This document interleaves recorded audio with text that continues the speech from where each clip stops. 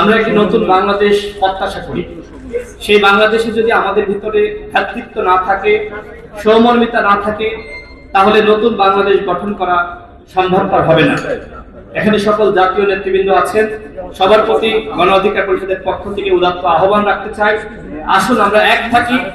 যেমনি ভাবে এক থেকে আমরা হাসিনার পতন ঘটিয়েছি, গণ অভ্যুত্থান রচনা করেছি, আমরা যদি একতাবদ্ধ থাকতে পারি তাহলে ইনশাআল্লাহ আমরা নতুন বাংলাদেশ গঠন করতে পারব।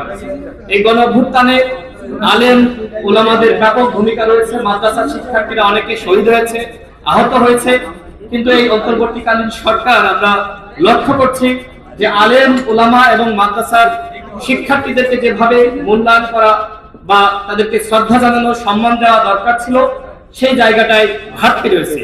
সরকারের প্রতি আমার উদাত্ত আহ্বান থাকবে, আলেম সমাজের যে মর্যাদা সেটি আপনারা প্রতিষ্ঠিত করেন। শেখ হাসিনার আমলে সবসময় আলেম সমাজ উপেক্ষিত হয়েছে। আমরা নিজে দেখেছি কিভাবে এই অভ্যুত্থানে সাদা পাঞ্জাবি, মাথায় সাদা পাগড়ি পরিহিত অবস্থায় আলেম ওলামা এবং মাদ্রাসার শিক্ষার্থীরা হাসিনার ফ্যাসিবাদের বিরুদ্ধে লড়াই করেছে এবং এই আওয়ামী রেজিমের পতন নিশ্চিত করেছে। সবাইকে পবিত্র মাহে রমজানের শুভেচ্ছা জানিয়ে আমি আমার বক্তব্য শেষ করছি। আল্লাহ হাফেজ। আসসালামু আলাইকুম।